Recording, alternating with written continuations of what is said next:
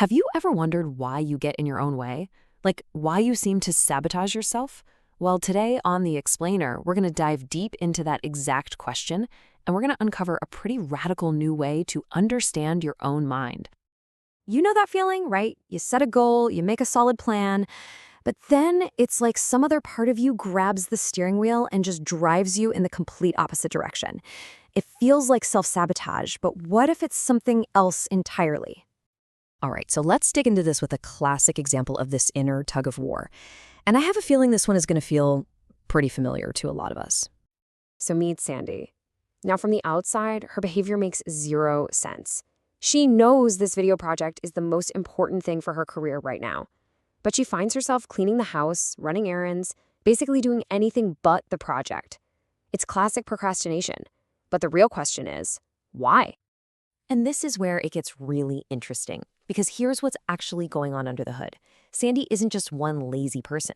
She's a whole system of competing parts. You've got a busy part that's trying to distract her, but its real job is to protect a young, embarrassed part that is absolutely terrified of being ridiculed. And then, at the same time, another pushy, critical part is yelling at her for not working, trying to force her to succeed. It's a full-on internal war. And that question right there, that's the key to this whole thing. It's the core idea behind a groundbreaking model called Internal Family Systems, or IFS. It suggests our mind isn't this single thing, but it's actually made up of lots of different subpersonalities or parts. And this isn't a sign of being broken or crazy. It's just how our minds are naturally wired. Okay, so if we're thinking of our mind as a team, well, who are the players? Let's go ahead and meet the main characters on your inner roster. So just think of your parts as little people living inside you.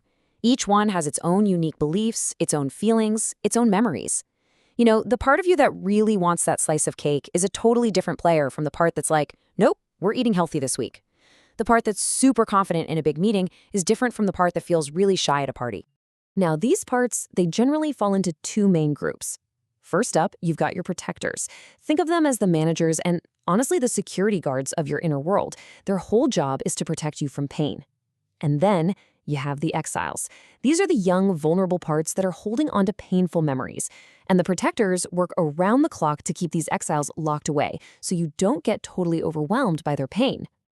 And these protectors, they often take on really extreme roles to do their jobs. Your inner critic, for example, it might believe that if it just criticizes you harshly enough, you'll never make a mistake and get judged by other people.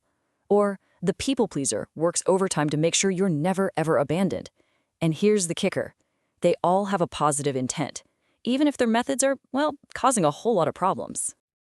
And what are they protecting with such intensity? They're protecting these young parts, the exiles, who are carrying these incredibly deep burdens. An exile might be kind of frozen in time, believing something like, I am worthless, because of something that happened way back when. And the pain they're carrying is just so intense. That's why the protectors build this huge fortress around them, to keep all that pain locked away from your day-to-day awareness. So, okay, we've got these protectors and exiles locked in this constant battle. It sounds like a total mess, right? Well, here's a twist. There's another player in this whole system, and it's the most important one of all, the one who's been sitting on the sidelines this whole time. And that player is what we call the self. It's not another part. It's the true core you. It's that calm, confident, and compassionate essence that every single one of us is born with. It can get covered up and buried by our parts, for sure, but it can never, ever be damaged. Basically, the self is the natural-born leader of your inner family. It's the part of you that can listen to all your other parts without judgment and lead them with wisdom and care. It's your inner team captain. So how do you even know when you're connected to this inner captain? Well, it's when these four qualities start to just naturally emerge. You'll find yourself becoming more compassionate, not just to others, but to yourself and all these parts. You'll get curious instead of judgmental. You'll feel a sense of calm, even in the middle of chaos. And you'll feel a real desire for genuine connection. Okay, so this is the million-dollar question, right? How does this team captain actually do anything?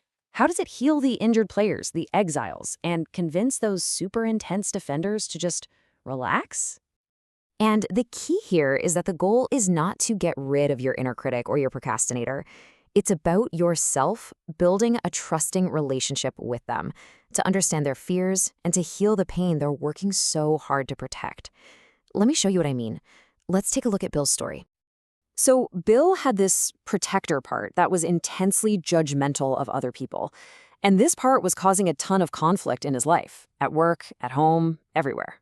And he hated this part of himself because it just flew in the face of who he really wanted to be, a cooperative and accepting person. But when Bill started to approach this part with curiosity, from his core self, he found out something incredible. The judge wasn't evil. It wasn't trying to be a jerk. It was desperately trying to protect a young, exiled part of him that felt completely and utterly worthless. Its strategy was, if I judge others first, maybe Bill will feel superior and valuable by comparison. And this is what it's all about. This is the goal in action. Bill, leading from his self, was able to connect with that young, wounded exile and heal its childhood wounds. And once that happened, the judge part no longer had to be so extreme. It could finally relax its role, and it transformed into something new, a supportive and wise mentor for other people. So what happens when it all comes together? What does it feel like when your inner team finally stops fighting and starts, actually cooperating under the leadership of yourself? Well, it's pretty profound. That inner critic can become an inner champion. The procrastinator can become a source of much-needed creativity and rest. The people pleaser can transform into a part that fosters genuine, healthy connection. You start to feel this incredible sense of inner peace, of wholeness, and you can finally move forward with your goals without that constant, draining internal battle. And the most powerful takeaway here is that this isn't some special skill for a select few. Everyone has this calm, compassionate self at their core. It's in you. It's in me. Even in people who seem the most destructive, it's there, just waiting to be accessed. So I want to leave you with this one final thought to chew on. Those parts of yourself that you fought against for so long, the parts you consider your biggest flaws, what if they aren't enemies you need to defeat? What if they're actually your most loyal protectors, just working in extreme ways because they're trying to guard your most tender wounds? Changing that perspective from judgment to curiosity, well, that could be the first step toward becoming a truly united team.